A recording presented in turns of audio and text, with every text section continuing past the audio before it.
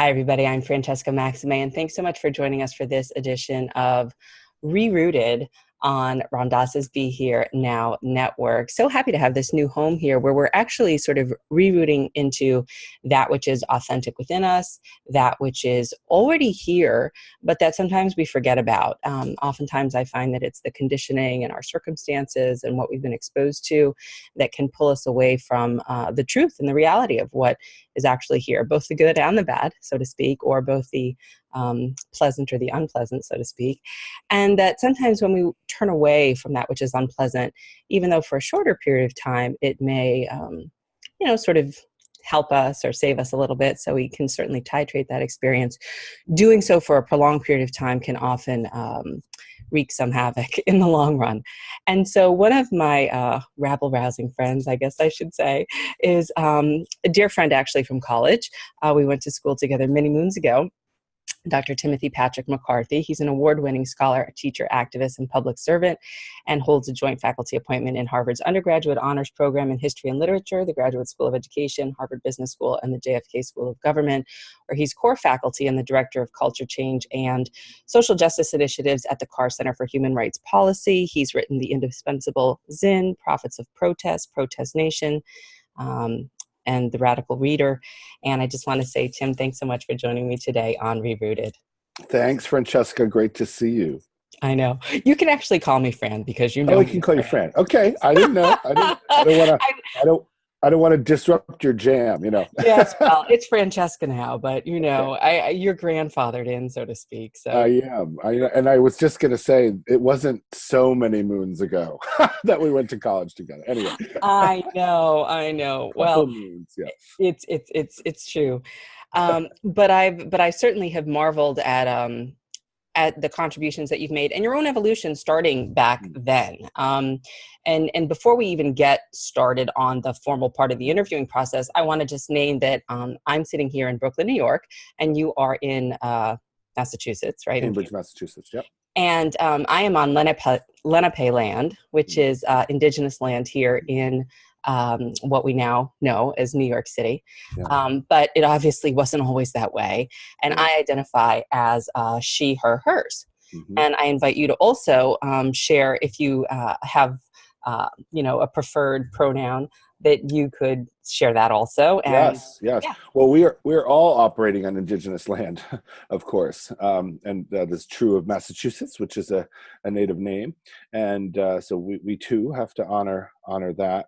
And reckon with that, what all that means, and then I take he, him, his pronouns when I'm referred to.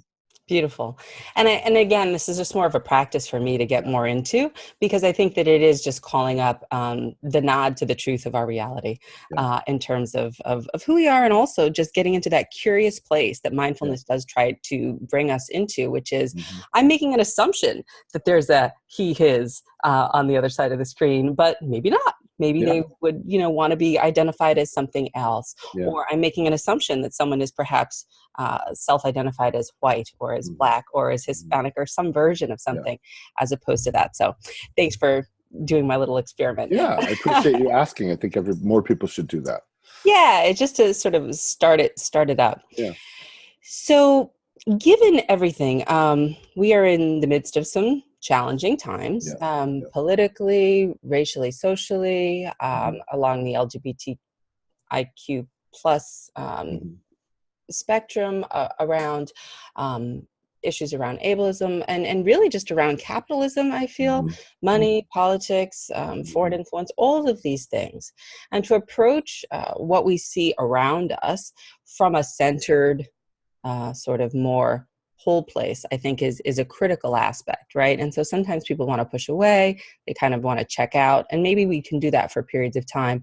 But our conversation today, I really want to sort of kind of engage and dig in from a thoughtful perspective around some of these issues. So starting with the idea of exactly the seed that we just planted and that you just acknowledged, that we're all on an indigenous land, and the history of this country, you being a scholar of history, talk to us a little bit about what a lot of well-intentioned, sort of maybe white skin privileged, maybe middle class or semi-affluent folks may or may not fully have come into reconciliation with in terms of genocide in this country for indigenous people, the history of slavery, and what would be your invitation or your wish or your hope in terms of what that means for today? Yeah, it's a great question, and it's a deep question. And I think that any conversation, I talk to my students about this all the time, and I've written about this, that I think any conversation about the United States of America as a nation state has to begin with a conversation that the nation, or even before the nation was born, systems of slavery and colonial settlerism and dislocation and displacement of African peoples and indigenous peoples in North America was at the root of it all. And that you can't understand the American Revolution or the Declaration of Independence or the Constitution of the United States or the institutions of checks and balances and the rule of law, the consent of the governed, all of those things that so often get talked about with great fanfare and celebration about the revolution, also has to be a conversation about what was erased in order to get to that fanfare and celebration. And so the colonial settlement of indigenous lands, starting in the eastern coast of North America and then moving westward, is a deeper and more difficult part of the history that has to be part of that origin conversation, or conversation about an origin story. Similarly, the enslavement of African peoples in the so-called New World, which of course was not a new world, it was a new world to the people discovering, to Columbus, but there were people here too who were discovering the discoverers when they came. And so I think it's really important for us to start there.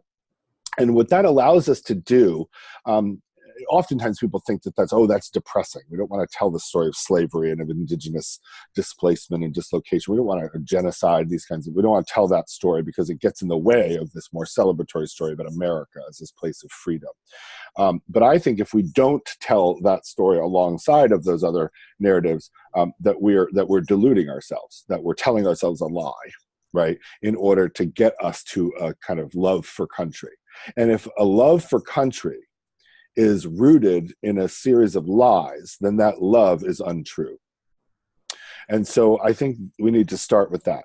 And for me, that opens up a whole set of conversations, more critical conversations about nationalism, about patriotism, about institutions, about democracy itself, rights, that allows us to understand that America contains multitudes.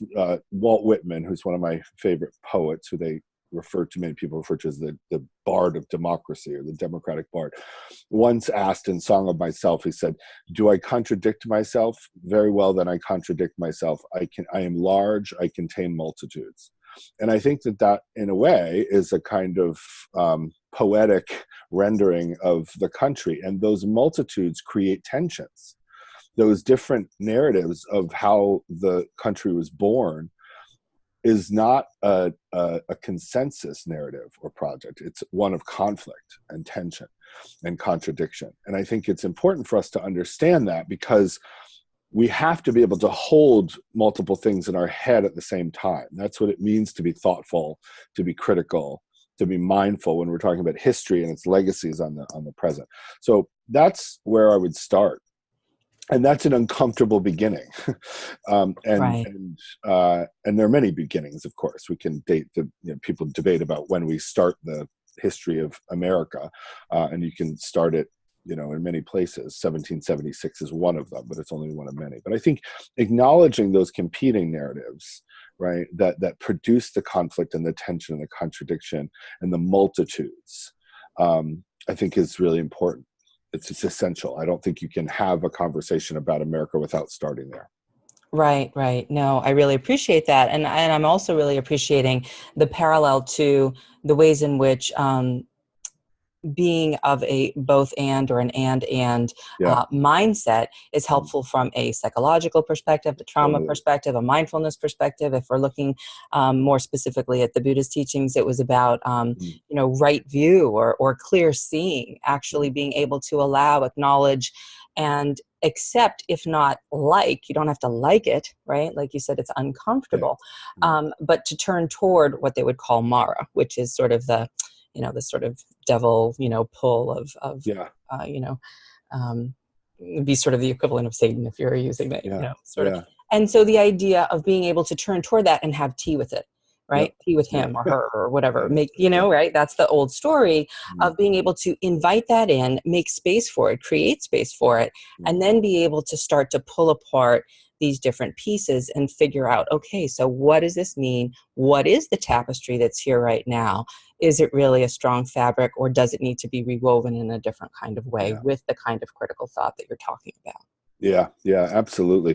I mean, I'm constantly talking now about the both and approach to things, or the and approach to things, because I think so often we get trapped within a false dichotomy or choice, right? One of the things that I think queer culture has allowed for or opened up is a sense of disrupting and complicating or queering the binaries that we work within, whether you're talking about masculine and feminine, or he and she, or man or woman. You're talking about black and white, you're talking about Republican or Democrat, you're talking about capitalism or socialism, you're talking about all of these ways in which we are constantly being constrained by false choices, and that require us then to kind of line up in one way or another, which by definition requires us to oversimplify and to generalize and to render oppositional whatever those two choices are. And so I'm constantly trying to get at the complexity of things, so that we don't have to be in an either or situation. So for instance, let me go back to the founding of the country. The Declaration of Independence was a radical path-breaking document, right? It was an expression of a colonial insurgency by a group of people who were no longer okay with being governed by a monarchy and by a distant governmental structure. And so they declared their independence, and in the process articulated a whole bunch of things: life, liberty, the pursuit of happiness, all men are created equal. That is still radical. And yet, at the same time, that all men are created equal was not meant to use men as a kind of euphemism for human, right? These were all guys who were saying all men are created equal. They meant that, right? And when they said all men are created equal, they were ignoring women, right? Which led Abigail Adams, John Adams' wife, to talk about, remember the ladies when you're doing this revolution thing. But even the all men didn't mean all men. It was all men of a certain class, a certain skin privilege, a certain color, creed, etc.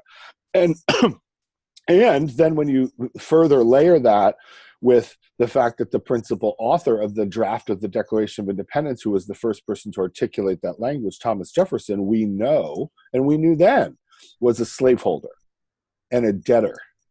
And now we know was a sexual predator, that he raped at least one of his slaves and had children with her, right?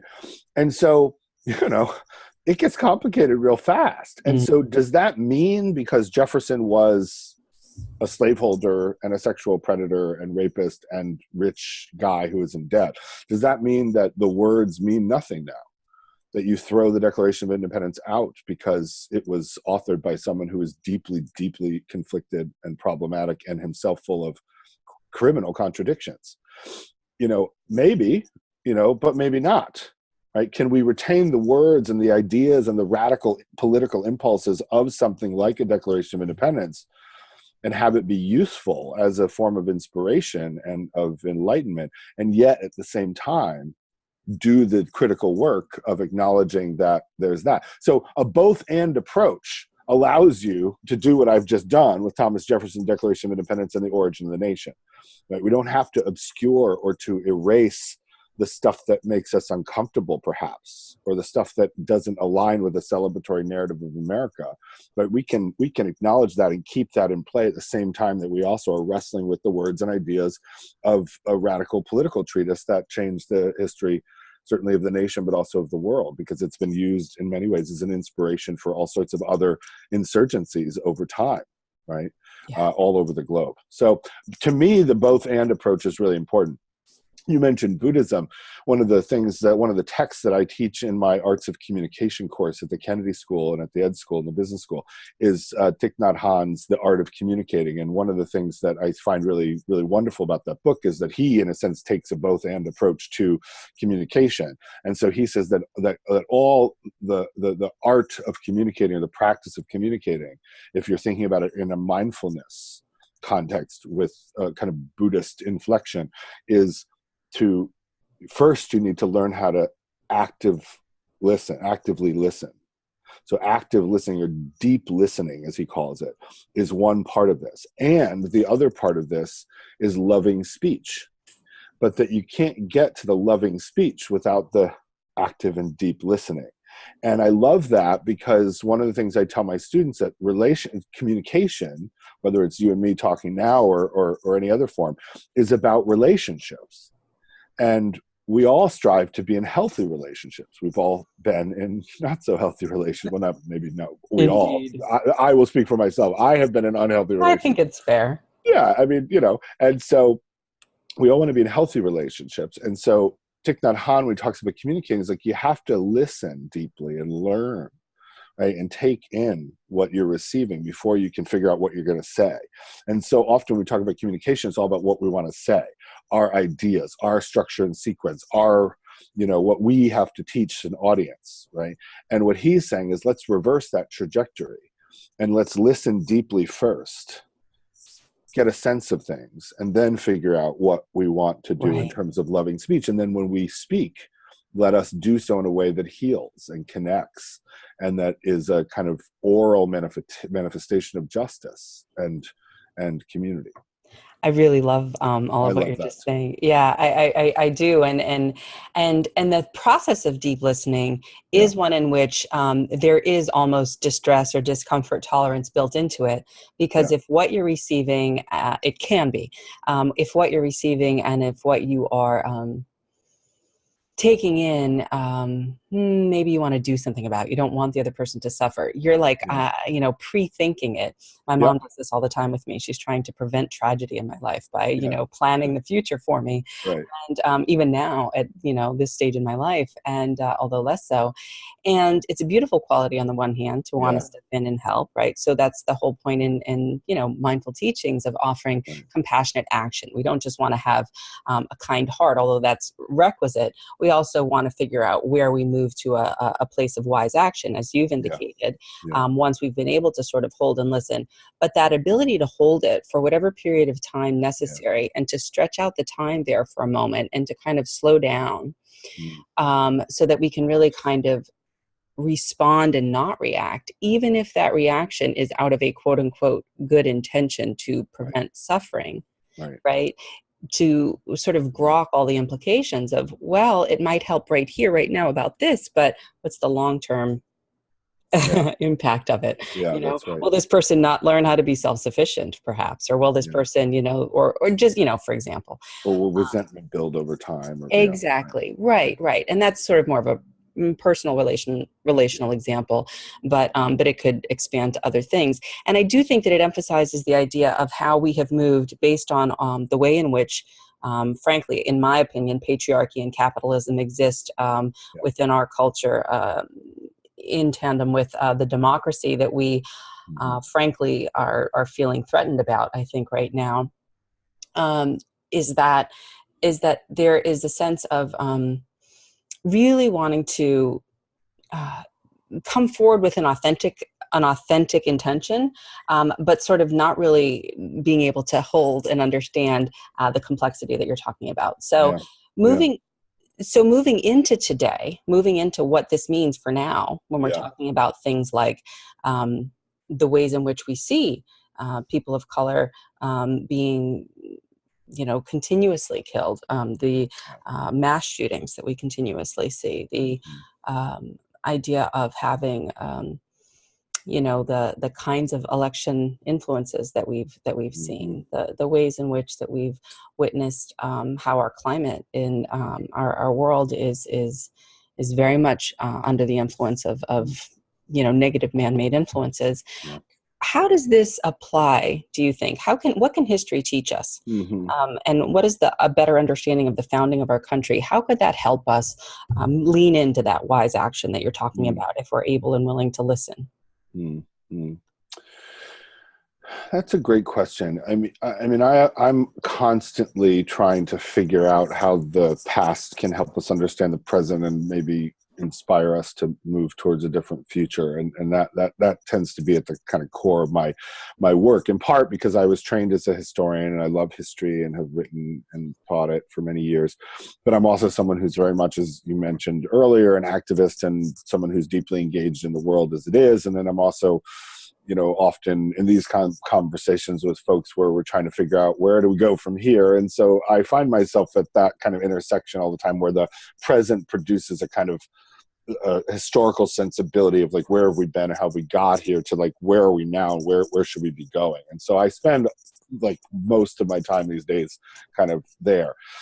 So it's a great question, and it's not an easy one to answer. I think that the easiest answer, the quickest answer I would offer up is that I think, if we don't know history, we need to learn it, right? That's the first thing, is if you don't have any sense of how the past has unfolded to get us where we are today. So I'm gonna jump in there and I'll say, oh no, I know history. I lived through the 60s. I lived through the civil rights movement. I'm gonna jump in and just, again, play devil's advocate. Yeah. I married someone of color, or I'm gay, or I fought for women's rights, or things like that. Yeah. Well, I think that, on some level that's true, right? If you've lived through an era like you and I have lived through the 70s as children, and then the 80s and 90s and 2000s as adolescents and college students and adults. And so, yes, on some level, we are living history, right? We understand that on some level because we've been through it in a way that, say, like my students don't understand the Reagan era because they didn't live through the Reagan era, right? When I talk about the AIDS crisis to my current students, I might as well be talking about the Middle Ages. I mean, it's ancient history for them because they didn't live through it. And so on some level, I can teach them that history, but I also was too young to be, say, an ACT UP, right? When we were in high school and middle school was when the AIDS crisis emerged and became a kind of, what Larry Kramer called a gay Holocaust. But I didn't experience that firsthand in that way. So I have a particular kind of living history, but I don't have the entire history, right? And so because you've lived through something does give you an insight into whatever that period was. But just because you are something doesn't mean that you fully understand something, right? That I am a gay man, I identify as a queer person, but that doesn't mean that I understand every queer experience, or that because I have a particular way of experiencing what it means to be a gay man and a queer person in the United States with white skin, with a certain amount of socioeconomic privilege now. I didn't have it when I was younger, but I certainly have it now as a professor at Harvard. I have all sorts of ways. I'm married, right? Not everybody in the queer community is or wants to be married. Some are married and divorced, right? Some are in polyamorous relationships or other kinds of configurations. So just because I am something doesn't mean that I know everything about that something. And so I think it's important for us to be curious, whether that means we go read books and theory and scholarship and that kind of thing, or we talk to other people who have been fellow travelers, right? You and I are the same age, and you and I have had very different experiences in the world for a whole host of reasons that have to do with race and ethnicity and gender and sexuality and, all of that, where we come from, where we live. So I think for me, it's about curiosity, and it's about critical curiosity. It's about being curious about what other people have experienced in the same time frame that you've experienced things, or being curious about what people have done over time in ages that are quite remote from the one we're living in. But then to be critical about that and to see, okay, how do I take all of these experiences? And that's what historians do. Historians try to take the fragments of human experience and weave them together into a kind of story that advances our understanding of some other part of history. And so to be critical and curious of all of that is really, really important. And I think that if we don't know our history, we need to learn it. And none of us know everything. And so we're always have something to learn. I think that kind of endless curiosity is really important, and to actively pursue that and embrace that. The other thing too, with respect to that, is that I'm constantly searching for role models, not necessarily role models of people in my own time that I can look up to, but role models from the past, people whose lives I admire, maybe not because they were perfect. No life is perfect, but people who have done things, because I'm drawn to the people who are brave. I'm drawn to the people who are trailblazers. I'm drawn to the people who constantly muster up the kind of capacity and the desire to speak truth to power, to challenge institutions of power, to challenge abuses of power and privilege, to imagine a world where we redistribute our resources in such a way where everybody lives a whole and healed life. And so I'm constantly looking to the past for those examples. And so one of the reasons why I think I'm drawn to the study of social movements is that social movements are examples where those brave individuals come together in some way to organize something more powerful in order to challenge more powerfully power itself. Yeah, and I just want to bookmark that also. Is just that it is so true in any kind of healing, whether it's collective social healing and empowerment and growth and generative action, as opposed to depletion, and that kind of thing, is that the power of the collective, as based on the truth of the reality of our own interdependence, which we often have been fed a false narrative about in terms of our individualization and our, sort of meritocracy, and you can do it on your own, right? Which mindfulness would be like, can we have like what we would call virya or discipline or energy or something towards something, right? So like, of course, I have to put that energy in, but is it just for me? Or is there as Dan Siegel, a neuroscientist, talks about, is there a me and a we that is collective, right? So just again, bookmarking that, because that strength, that fabric, right? You have one piece of string, it's not so hard to break. You have a whole tapestry. It could be woven of things that we like or don't like, as I was referring to earlier, to continue with the tapestry metaphor. And our minds are the same way, in the sense that, whatever it is that we're always practicing something. And so whatever it is that we're constantly thinking about and practicing is that which we beget more of. And so is it selfishness? Is it is it more ignorance? Is it more, I'm not choosing to engage or to participate in this cooperative, which is necessarily how life is, even if I am in a, 2.5 children suburb in, some relatively affluent part of America, right? Which fewer and fewer people, it seems, are, frankly, these days.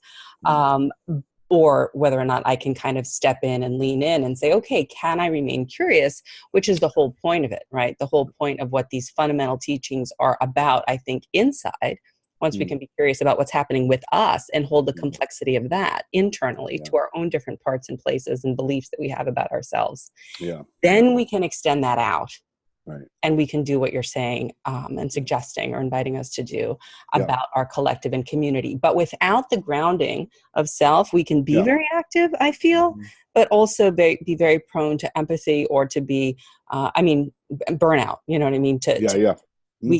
We can lose that compassionate action through burnout, and then kind of not fulfill the goal that we might want over the long haul, over the long time. Well, I think too that when I think about that individual work that has to happen, right, through meditation or self-reflection or whatever it happens, deep mindfulness, whatever your framework is for whatever it is, those practices.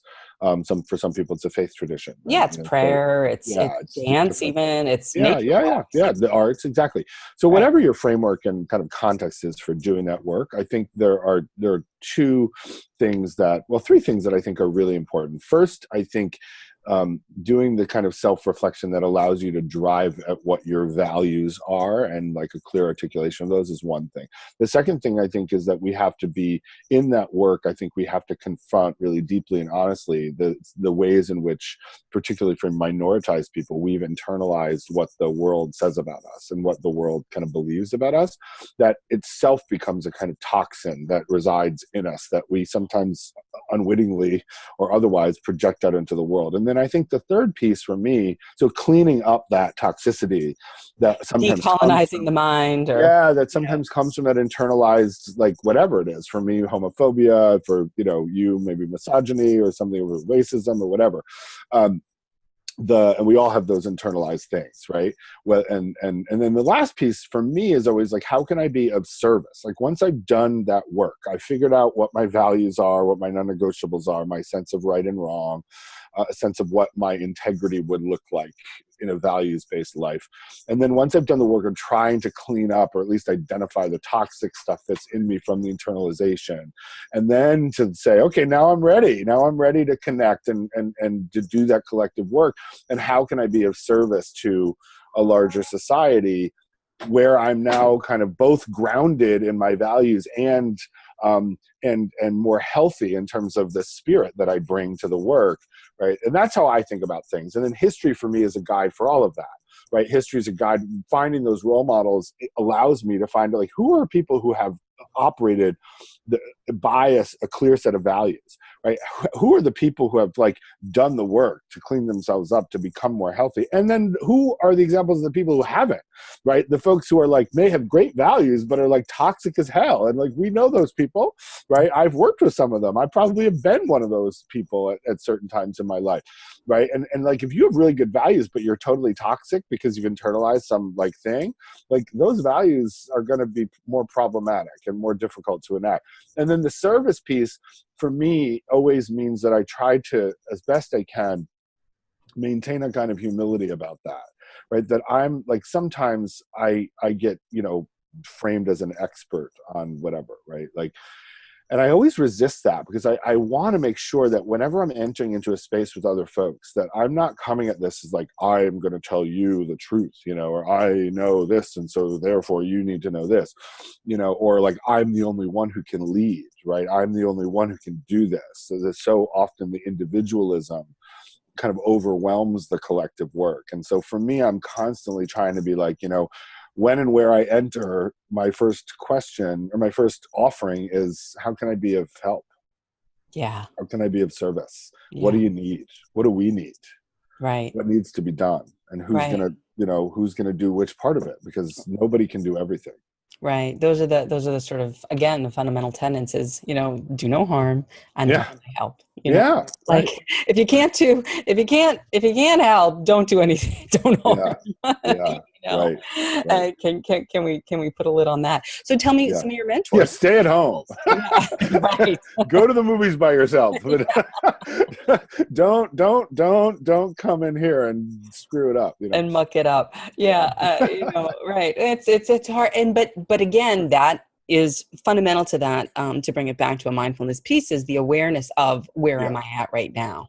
Right. Like, I may have all this energy and all this stuff, and I know that there are, very well-intentioned folks who dive into things and as activists and stuff, and it can kind of backfire sometimes. And then there are folks who just, really could step in and lean in and step up, who do choose to stay at home and watch Netflix, if you will. And that's not really helpful, because they have privilege and resources and ability, but choose to sit out a few too many innings, perhaps. Right. So who are your mentors? Who are the people that you've looked up to that you feel are relevant maybe for us today, that we can, for you personally? I mean, everybody can find their own, obviously, but. Yeah. I mean, I think for me, I have, most intimately, I have people in my family who are really an inspiration to me, starting with my grandparents, particularly my grandmothers. I had a really close relationship with my grandmothers. They were two very different kind of women. They're both from immigrant stock. My one grandmother, my maternal grandmother, dropped out of high school and went to work in a clothing factory. She put the cuffs on men's shirts. She was a cuffer. Led a very difficult life, one of poverty for the most part, and mistreatment because she was a laborer, and also because she was a woman. So she had a tough life, but then she went back to school when she was in her 60s and got her GED. And that was very important to her, particularly as I started to become a really good student, and she and I would study together on the weekends. And so she was, my PhD, I buried with her when she was the last of my grandparents to pass away. And so I put my PhD in her coffin, and then in the place of where my PhD was on my wall, is her GED. Mm, So, she's an beautiful. inspiration. My other grandmother, my paternal grandfather or grandmother, was the oldest of 16 immigrant children, and she ran away from home to go to college because my great-great-grandfather, great-great-grandfather, her father was, thought that school was unnecessary for girls. So Mm, she ran away from home, went to college, got a degree, then moved to New York and became a public school teacher. And she was a trailblazer. She was the first gen in our family to go to college. She was a trailblazer. She was, they named the street to the new high school after her when she retired. So she was an amazing person. And she would often, I'd spend Saturdays with her. She helped to raise me because my mother was also a teacher. My father was a teacher. So she was really the principal caretaker for me before I went to school myself. And then we would spend lots of time together. And one of the questions she always asked me on a Saturday, we used to get together on Saturdays and we'd sit on the swing, and she'd say to me, "What did you learn this week in school that you don't accept?" beautiful inquiry And like, that's a critical thinking question, right? that I That's a don't question to get accept. me to think about, like, what is it that I had problems with that I learned, rather than just like, what did you learn? Because teachers are brilliant and students are meant to take what they teach you. She was asking a different question. She was like, what is it that you're not quite sure about, or that you disagree with, or that you have take issue with? And that was awesome. So starting with my family, like certainly my grandmothers and grandparents and parents and all of that. And then I think moving out, I've had some amazing professors along the way. And for me, once I figured out that I wanted at least part of my work to be rooted in university teaching, right? I knew that I wanted to teach, and I knew that I wanted to write and do scholarship. So for me in college, when we were in college together, I encountered some professors that really inspired me to, like, showed me what it would be like to do that work. And so people like Robert Coles, who taught a course called The Literature of Social Reflection, was incredibly important to me. He had been part of the civil rights movement, and then became a child psychiatrist and a very celebrated professor at Harvard. Henry Louis Gates Jr., who was my African American studies professor, who came to Harvard when we were sophomores. We were very lucky to be there at the time when the Afro-Am department was kind of reemerging.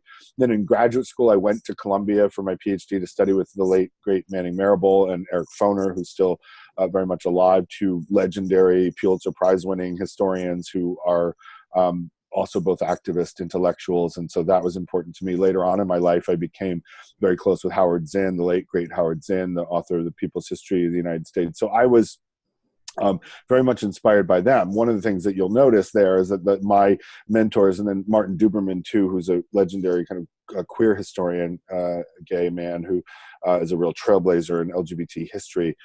All of them were role models for me about sort of how to live this kind of life. You'll notice that, like, all of them are men, right? And all of them But you are started with your grandmothers. yeah, except, well, right, all of the professors, right, are men. The early influences were predominantly women. But when I came of age and figured out I wanted to be a professor, all of the kind of role models of how to do that work were men initially, in part because I can count on one hand with fingers to spare the number of women that I took courses from when I was at Harvard, right, who were the course heads, the professors.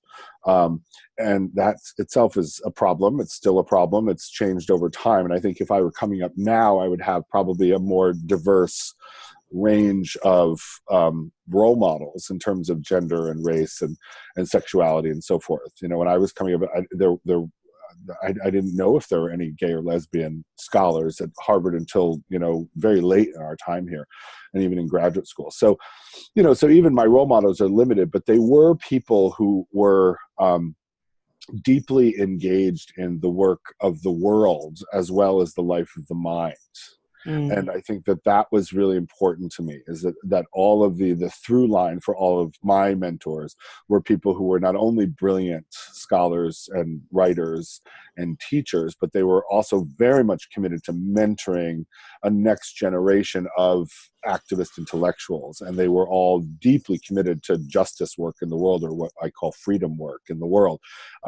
And that was important too. So they were able to show me at a very formative time in my life, when the world was swirling around us, vast changes were going on when we were coming of age. these were people who showed me that I could be a scholar and a writer, a teacher and a mentor, and an activist and a public intellectual, and that these three things were not incompatible, that I could literally contain those multitudes, Right. and be able to earn a living and to be able to be of service to the world. And so that's been, that was really crucial. I feel very lucky to have met all of those folks, and to be trying my own way to carry on in their footsteps. Yeah, and doing so beautifully, and I think inspiring again the next generation of folks that are your students, and really planting seeds there, because this is about sort of, the long haul, right? Yeah, right. If we're fortunate enough to Yeah, have it, yeah, continue to be that way. And, some of that is in jeopardy, right? From the yeah, climate to the political arena right now, and to the yeah, ways in which systemically, in terms of the yeah, policies in which,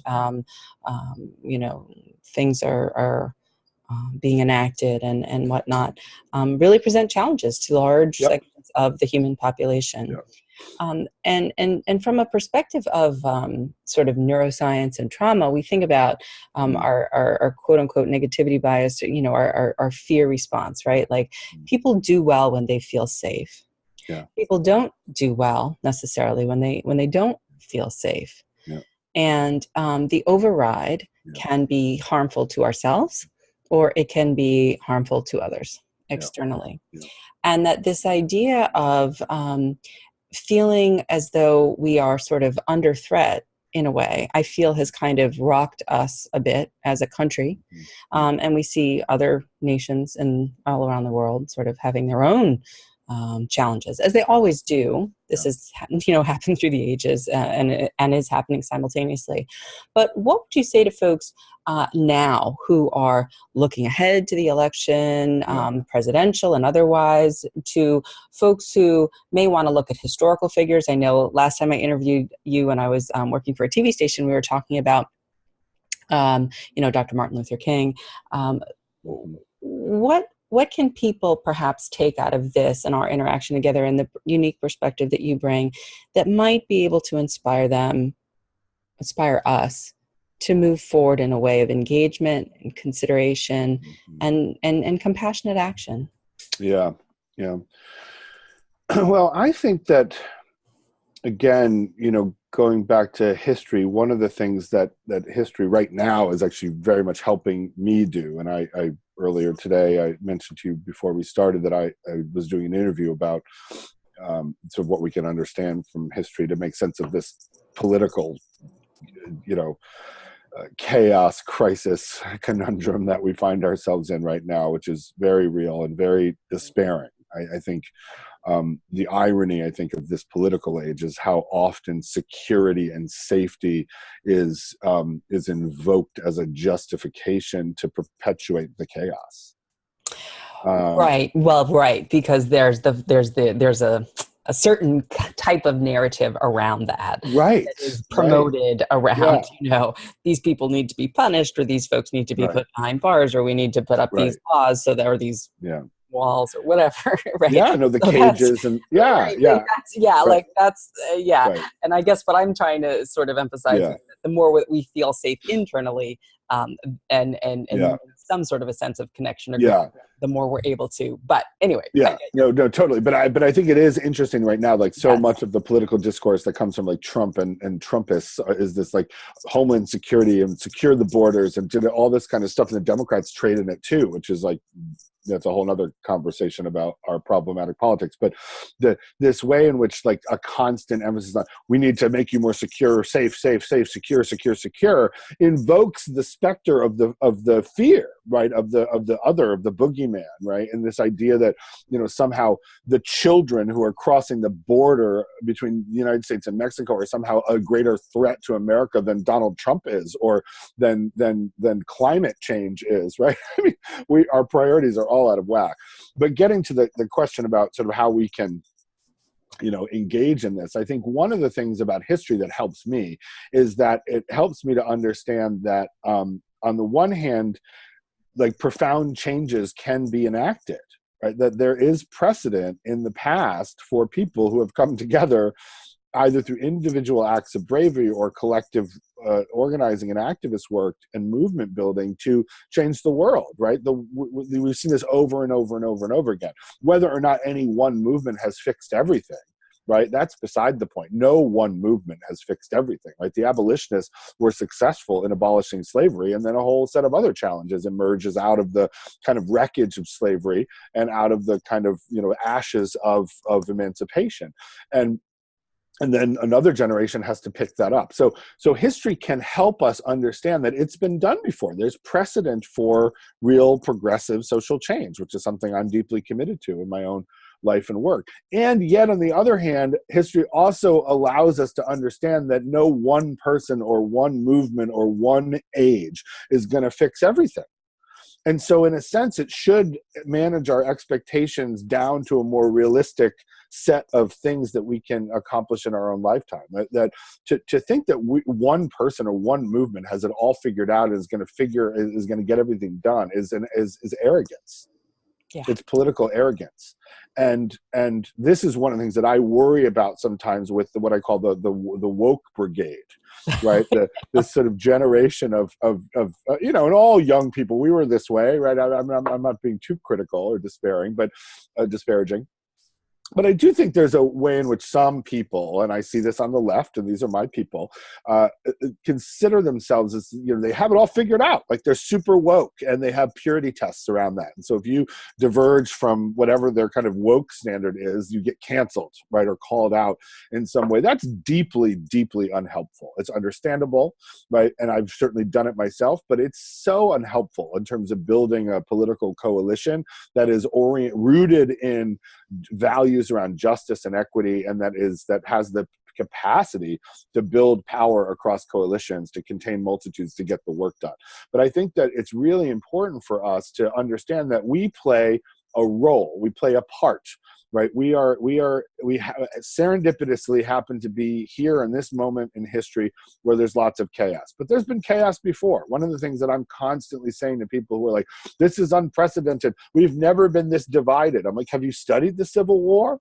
And I always come back to that. Do you know anything about the Black freedom struggle in the 1950s and 1960s? Like, yeah, we're divided. We're deeply divided. We're living in a time of democratic treachery and deeply problematic politics. But the fact of the matter is, this is our moment, right? This is our moment. There have been other moments.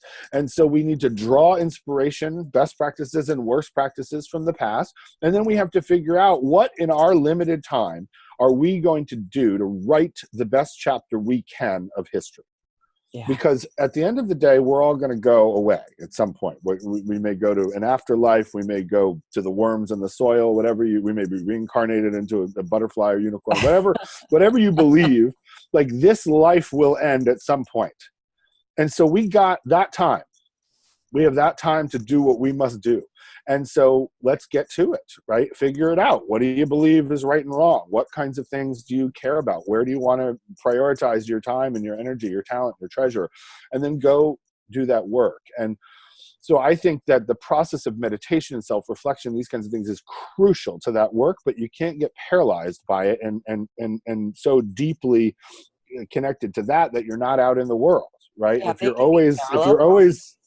always at the level of self, right, at some point you got to get out there and do that work. And so for me, it's trying to figure out that both and, right? Yeah. That the self, the reflection, the meditation, the intentionality, right, which is all crucial to the work. But then you also need to do the work. And yes, that's going to look different for different folks. Like you and I do we're here having this conversation now.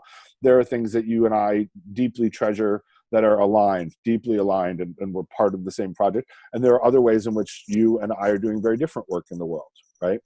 Yeah. And that's fine, and everybody is going to everyone has to figure out what their work is, and then they need to go do it and understand that by definition, it will be limited. But have whatever limited work you can do in the world, link up with other work that other people are doing, and try to leave it better than you found it. That sounds like a cliche, but I really do feel like that is ultimately the driver for me. And it's rooted in values of justice and of love and of peace and of empathy and equality. Those are my values. That's how I try to live my life and, do the work. And everybody's got to figure that out for themselves. Right, exactly. Beautiful. Thank you. And yeah, and sometimes that means that we have to invite Mara to tea, right? Yeah, That means sometimes we have to sit down that's with right. folks That's who, right. get under our skin and try to figure it out. Because at the same, at the same time, we're all in it together, so to speak. And Yeah. as another teacher has said, none of us are free unless we all are free. Yeah. And I think that's the sort of false notion. Like, if I get liberated, that's my thing, right? Yeah. And I want enlightenment for me. Right. Mm, well, maybe that's not even possible. Yeah. Right. Like maybe it's the we, and it's that Yeah. these moments of connection and moving the needle, and Right. these time periods that are where we can rise to the occasion and answer the call to compassionate action that are so critical for our collective well-being. Yeah. Yeah.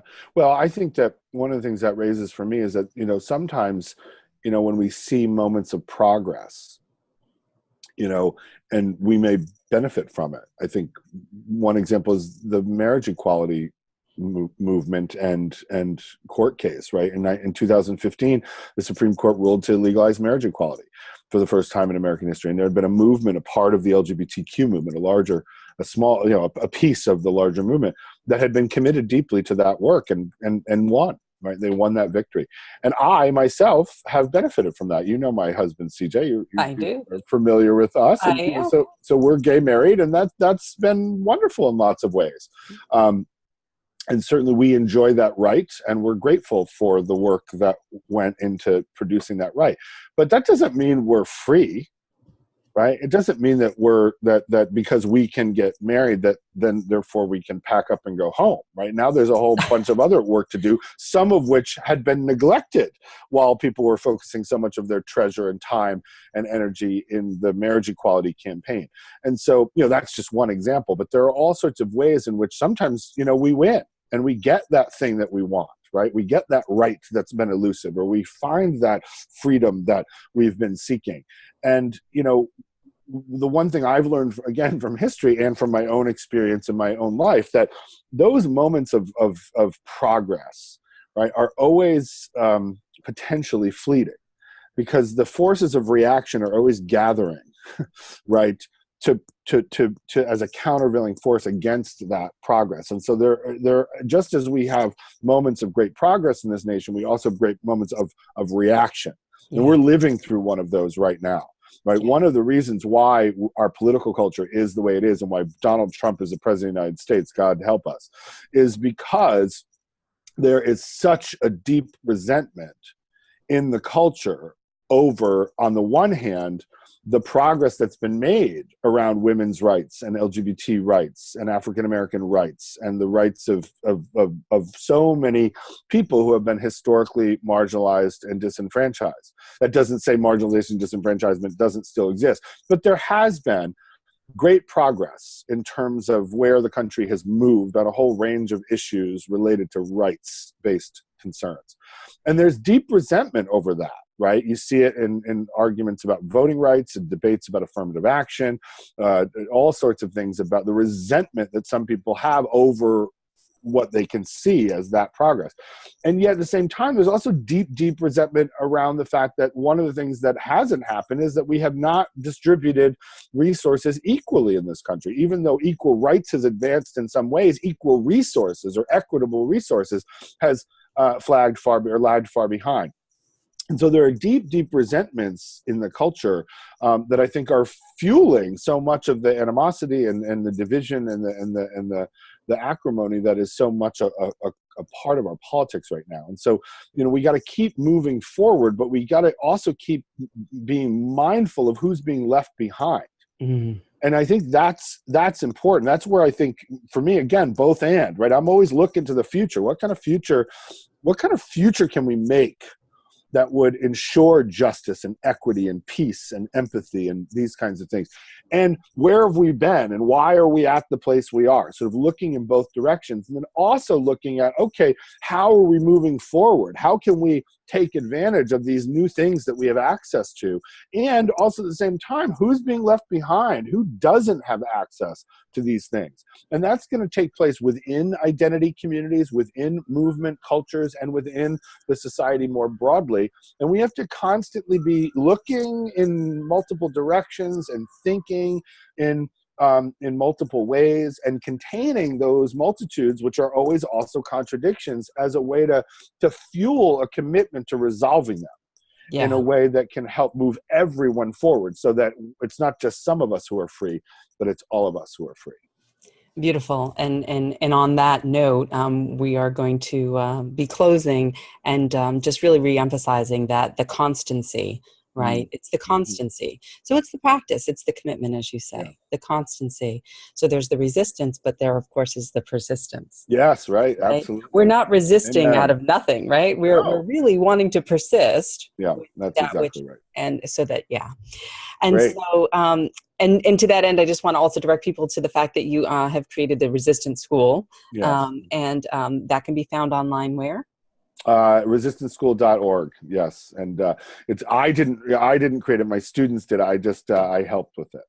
I love it. And so, we'll put that link up as well. Dr. Timothy Patrick McCarthy, dear friend, noted scholar, so thrilled to be able to spend some time with you here today. And likewise. share your wisdom with our listeners. So thanks so much. Thanks, Fran. Take care. All right. Take care.